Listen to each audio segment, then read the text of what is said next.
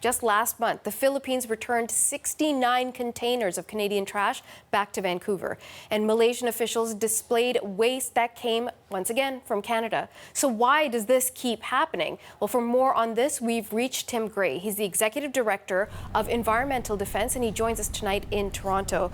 Thank you so much for joining us. We've got now 3 Asian countries who've said, Canada, take your trash back. Why are we sending our garbage to Asian countries? Well, Canada has a garbage problem, as we can see. We're allowing our garbage to be exported to developing countries. And of course, once it's there, they lack the proper facilities to process it as well. And that's why it's ending up in rivers and filling up the Great Pacific Garbage Patch. So we're really contributing to a global problem, and we should be dealing with the garbage here at home. And how would you propose that it be dealt with? Because there must be a reason the government is deciding to send it overseas.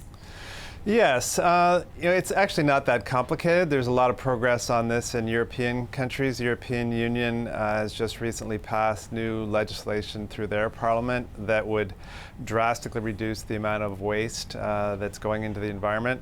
So what government could do here is ban plastics that can't feasibly be recycled, and they could also set responsibility for the companies that produce waste to pay for its collection and set targets for ensuring that the waste that we do collect is recycled back into new products.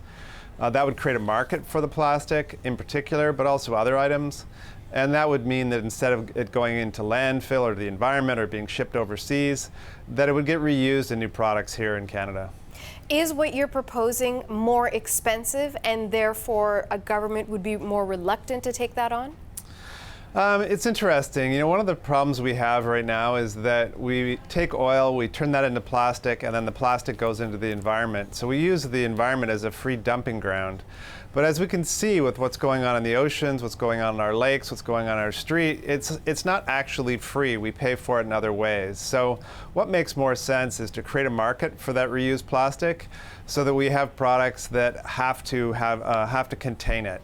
And that will cost a bit more for the companies. That will be passed on to increased costs around packaging, but they'll be very, very small relative to the damage that's being done by plastic that ends up in the environment. You know, Tim, we're talking about garbage in this sort of existential sort of way. Like, how much garbage is there? How much is Canada producing? What is it doing to our environment? Why can't we just throw it in the local landfill? Yes, well, we're the largest per capita producer of waste on the planet. We produce about 9,000 tons a day, according to a report that was commissioned by the Federal Ministry of Climate Change and Environment. So we have a big problem here, and we should be doing something about it. We like to see ourselves on the international stage as leading in solving global problems. Well, we have a global garbage problem, and we're the worst offender. So we should take initiative and clean up our own house and stop sending it to other countries that don't want it. I want to make sure I heard you correctly. Canada is producing 9,000 tons of garbage a day? Yeah. Wow. How does that compare to the UK or to the United States or India or China? Well, it's the worst on a per capita basis, which is the number that matters, right? You need to figure out the total production and figure out how many people are in your country, and then that's your measure. You can't compare on an absolute basis, of course, between us and China or the United States, because the population sizes are so different.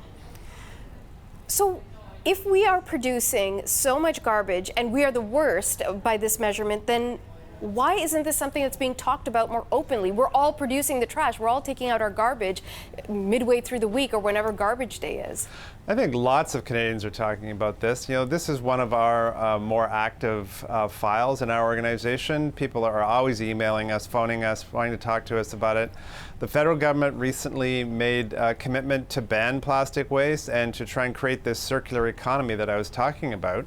There was a recent meeting of the Canadian Council of Ministers of the Environment, and they're still dragging their feet. And there's a lot of talk on this from our political leaders, but not enough action. And I think the public really wants to see something take place. And there is action in other countries. This is not rocket science. You don't need to be a rocket scientist to figure this out. There's great stuff going on in Europe, for example. Okay, we'll continue to follow this story and see what happens with all that garbage that's coming back, this time from Cambodia. Tim Gray, thank you so much for your time this evening. Thank you. Tim Gray is the Executive Director of Environmental Defense. He joined us here in Toronto.